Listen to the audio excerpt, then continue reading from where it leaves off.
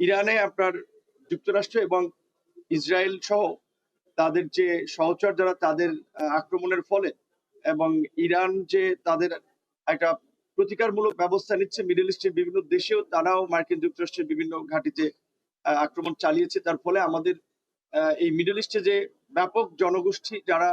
ওখানে বিভিন্ন কাজকর্মে নিয়োজিত আছেন তাদের নিয়ে আমাদের একটা টেনশন আছে। প্রথম হচ্ছে আমাদের দেশের নাগরিক যারা এই অ্যাফেক্টেড দেশগুলোতে আছে তাদেরকে নিরাপদ আশ্রয়ের জন্য সহযোগিতা করা, তাদেরকে সচেতন এবং সতর্ক করা। এখন পর্যন্ত আমরা উল্লেখযোগ্য খুব বড় ধরনের কোনো ক্ষতি আমাদের দেশের নাগরিকদের হয়েছে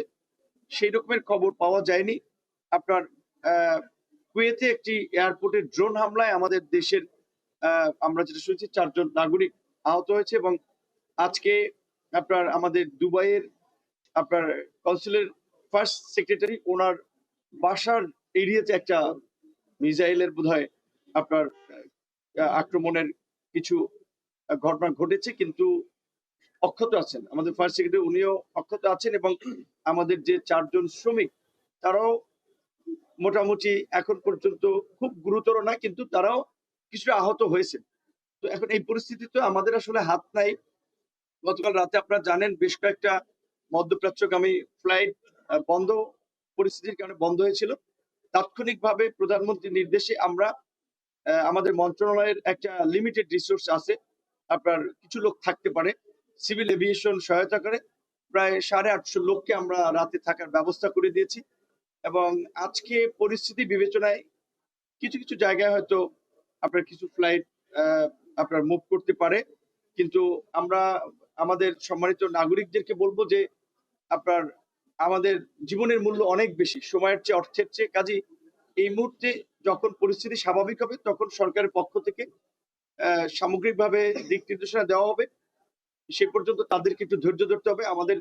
দেশের যারা নাগরিক এই দেশগুলোতে আছেন আপাতত যেটা তারা করতে পারে, একটু সামরিক স্থাপনা যে সমস্ত এলাকা আছে সেই সমস্ত এলাকাগুলো থেকে একটু দূরে থাকা, পরিচিত ধরেন যারা আছে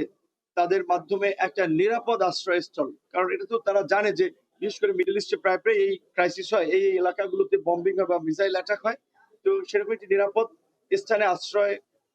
নেওয়া এবং বিশেষ করে যে কোনো পরিস্থিতির জন্য তাদের হাতে অন্তত আমি মনে করি যে ওই সমস্ত দেশের যে একটা ডকুমেন্ট, অনেক জায়গার আইডি কার্ড, হেলথ কার্ড, এই ধরনের কিছু ডকুমেন্ট থাকে সেগুলো তাদের সাথে অন্তত রাখা এবং বিশেষ করে কিছু খাবার, কিছু অর্থ তাদের সাথে রাখা এবং তারা যদি গুরুতর কোনো অসুবিধায় পড়ে তাহলে আমাদের এমবাসি এবং কনসুলেট গুলো ইতিমধ্যেই বেশ কিছু হটলাইন এবং তাদের সহায়তার জন্য কিছু নাম্বার ওপেন করেছে। আমাদের প্রবাসী কল্যাণ ও বৈদেশিক কর্মসংস্থান মন্ত্রণালয়ের সোশ্যাল মিডিয়ার যে ফেসবুক পেজ সেখান থেকেও আপডেট দেওয়া হচ্ছে, সেখান থেকেও আমরা কয়েকজন অফিসারকে ডেডিকেটেড করেছি। সুতরাং দেশে এবং বিদেশে তারা সব জায়গায় যোগাযোগ করতে পারবে এবং আশা করি যে সরকারের কমিটমেন্ট অনুযায়ী এবং বিশেষ করে প্রধানমন্ত্রী যেভাবে বিষয়টির প্রতি খুব নজর দিয়েছেন এবং উনি বিভিন্ন মন্ত্রণালয়কে ট্যাগ করে আজকে একটা কমিটিও করে দিয়েছেন, তাতে আমাদের নাগরিকদেরকে আমরা আমাদের সামর্থ্যের মধ্যে সর্বোচ্চ সুরক্ষা এবং সহযোগিতা করতে পারবো।